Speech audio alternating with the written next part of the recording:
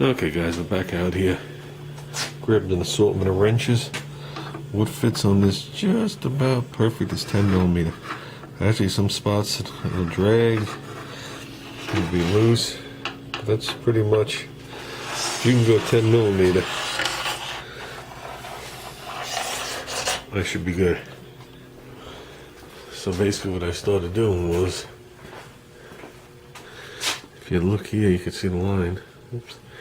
I just put my 10 millimeter wrench underneath and I'm just scribing a rough line in the paint. You can see the cross. I haven't come up here yet.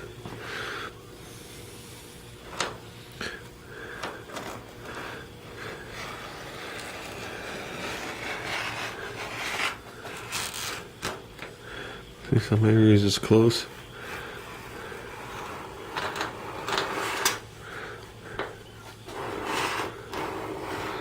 There you go, I landed right on the same line again.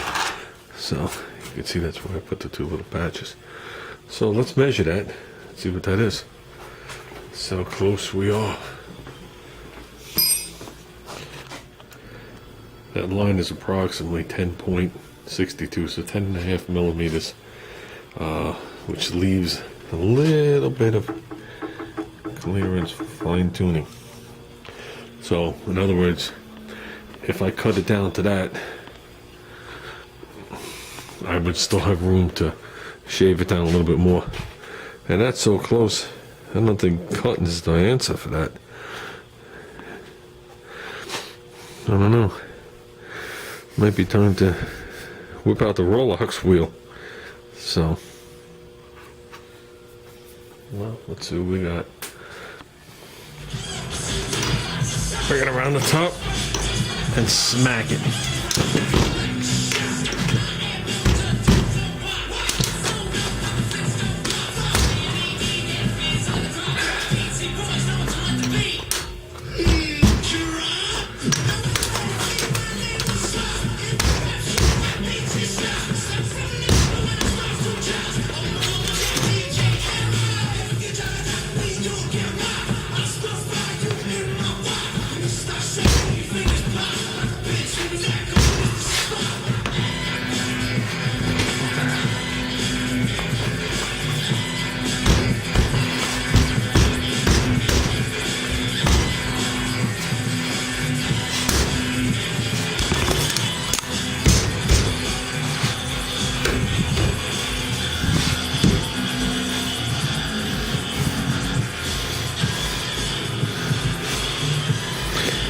Ain't good enough. That ain't coming off.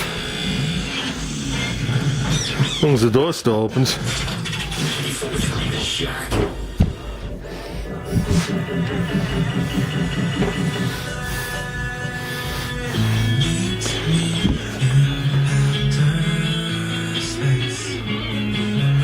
That was a whore, guys. This was the one I wanted to redo too.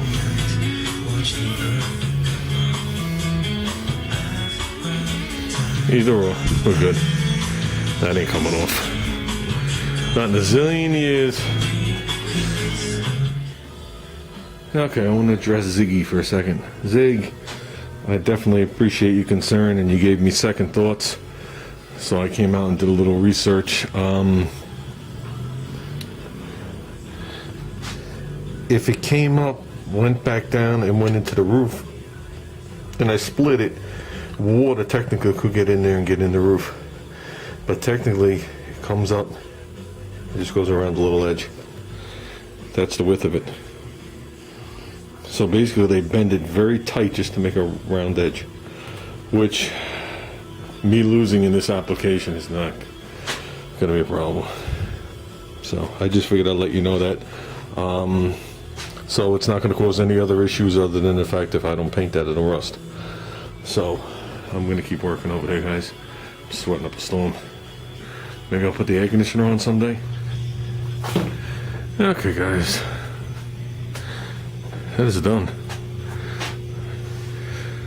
It's ready to be wiped down. I sanded and cleaned inside the Gotta believe it or not, it looks better already.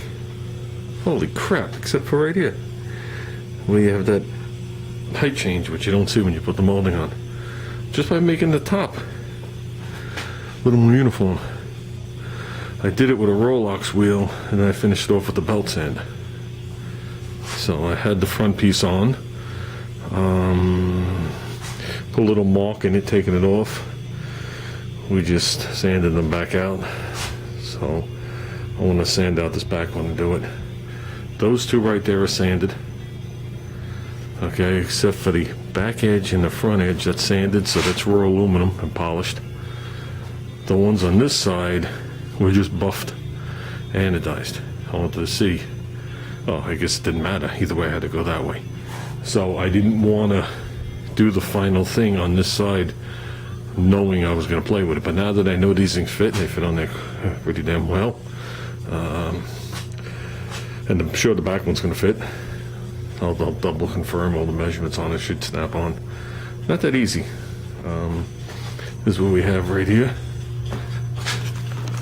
Okay, I got this slid back because there's glass on it. This is what it looks like with the anodize. That's what it looks like prior to polishing. And then the ones on the roof are polished, which I do on my buffer wheel. Along with that centerpiece is polished on both of them. Which means when Junior cleans the car, he's just going to have to hit it. But he won't have to hit that piece around or the piece underneath. I did it right to the edge and you can't tell. So it won't get all ugly on the backside.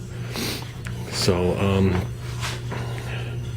I want to do some prep work in here over the next couple of days. We're putting them on and masking them off. Just mask them off and leave them masked. And that'll probably be it. And we'll just move on from there. So I'm not putting them on and taking them back off again. Next time they go on, they're on. It's hard when you put little marks in them to get it out. Like I said, these are not stainless, they're aluminum, so they're a little softer. So, and I didn't put any marks in getting them off the old one, but I put like 3 dimples right here. Because this has a weird shape to it, it's like bowed. And it's hard to pick up by the eye, but that is not straight. And that's the way the moldings are, that's the way all the cars are. This windshield has a bow this way, it's freaky. Probably because it changes width. But I got them out, they're done. I basically used the plastic tool, put it down on the wood, just rubbed it back and forth till they were out.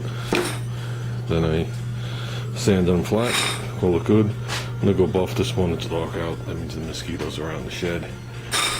But let's see, I'll leave just enough video to see how it looks. Okay guys, there it is. Did it shine on that bad boy? Oh, there's just some smudges on there from my hands holding it. My hands, I forgot to put the gloves on. So, this one is done. Okay, this is the one that you saw in the car. That was right here. So, definite improvement.